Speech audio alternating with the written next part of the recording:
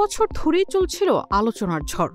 কখনো চিত্রনাট্য, কখনো পরিচালকের খোঁজ, আর কখনো শিল্পীর সম্মতি। সবকিছু মিলিয়ে যেন এক জটিল ধাঁধা। অবশেষে সব জটিলতার গিট খুলে মাঠে গড়াতে চলেছে পপ সঙ্গীতের জীবন্ত কিংবদন্তি ম্যাডোনার বহুল প্রতীক্ষিত বায়োপিক।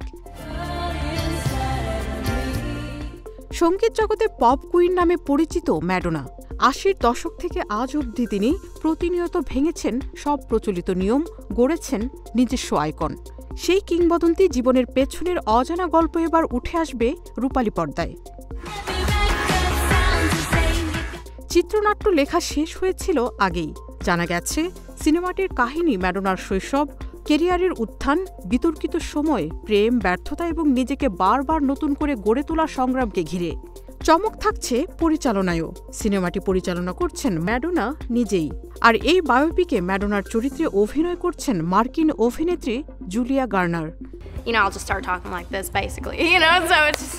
২০২২ সালে এই বায়োপিক তৈরির কথাটি আনুষ্ঠানিকভাবে ঘোষণা করার পাশাপাশি সে বছর গার্নারের নামও চূড়ান্ত করা হয়। তবে পরে একাধিক প্রতিবেদন থেকে জানা যায় বিভিন্ন কারণে ছবির কাজ আপাতত স্থগিত করা হয়েছে।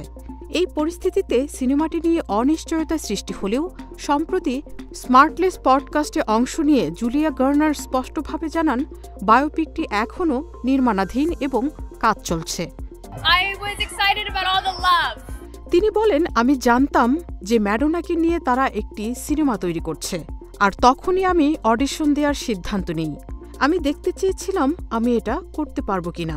গার্নার জানান, ম্যাডোনার একজন বড় ভক্ত হিসেবে এই চরিত্রে অভিনয় করার সুযোগ তার জন্য ভীষণ আকর্ষণীয় ছিল।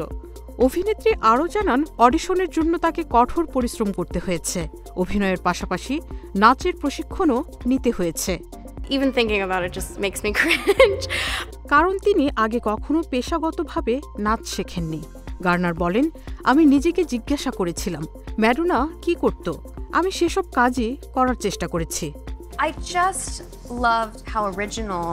News desk, hello Bangla.